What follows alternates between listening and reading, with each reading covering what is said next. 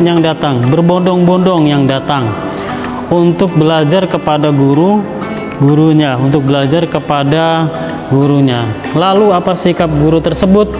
Sikap guru tersebut yaitu untuk mendahulukan siapa dulu, berarti mendahulukan yang pertama, al-awwal fal awwal.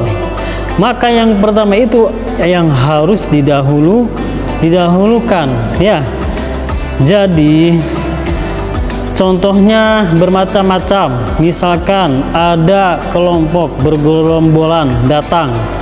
Gerombolan yang datang ini misalkan ada satu tingkatan, yaitu misalkan tingkatan SMP, misalkan sanawiyah datang bergerombol untuk belajar kepada gurunya.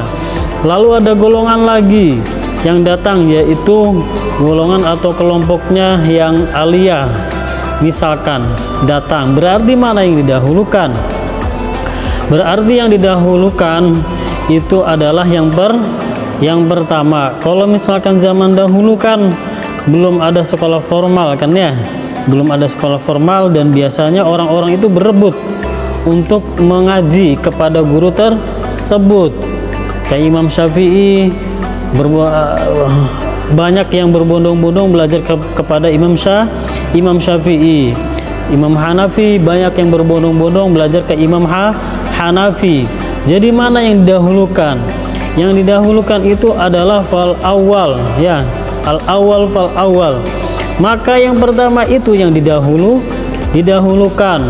Siapapun itu, dari derajat apapun itu, dari golongan apapun itu, dari kalangan apapun itu, mereka yang datang yang pertama, maka dia yang diajarkan yang pertama, yang didahulukan, yang diajarkan.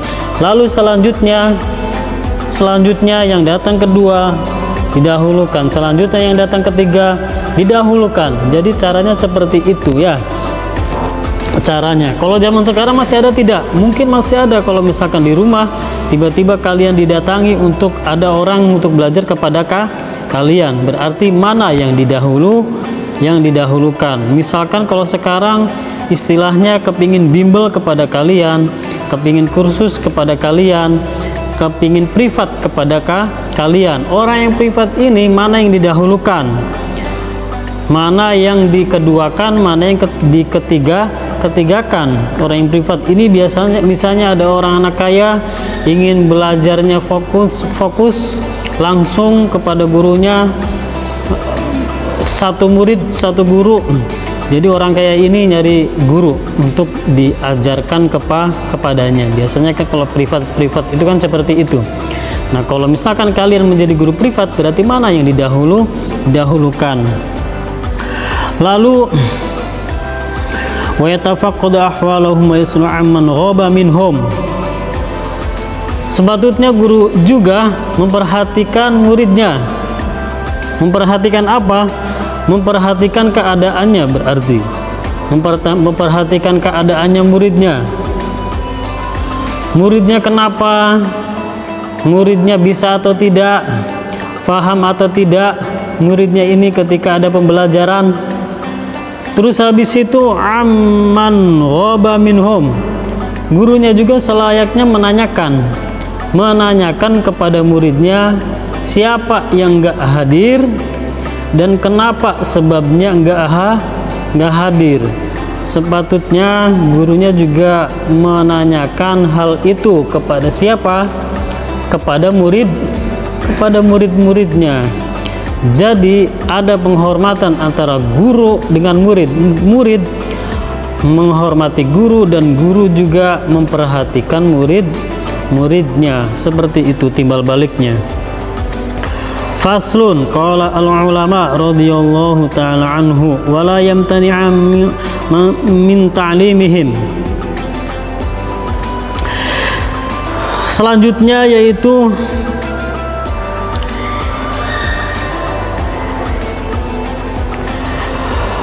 ada kasus ketika ada murid datang kepada kalian, misalkan datang untuk belajar tapi niatnya ghairu sahih, niatnya itu enggak betul, niatnya itu.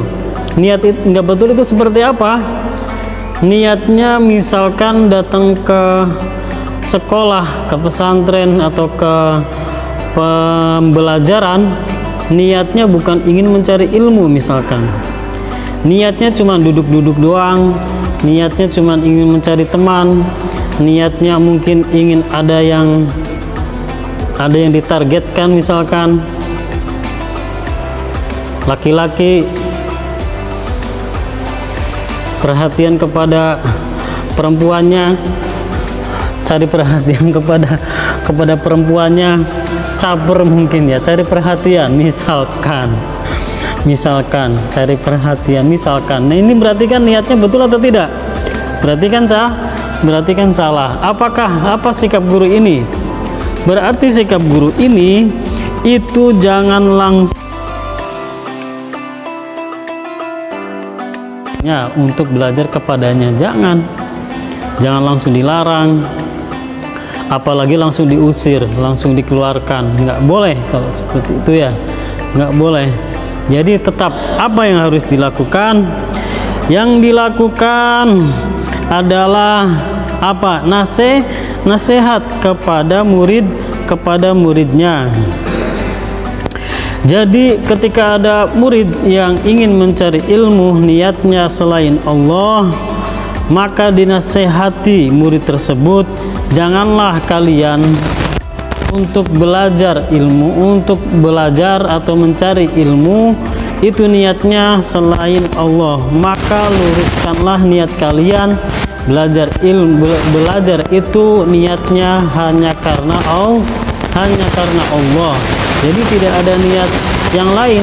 Rugi, sia-sia kalau misalkan kita belajar niatnya bukan karena Allah, jadi dapat capeknya doang. Ini harus niatnya lillahi ta'ala. Wallahu a'lam bishawab.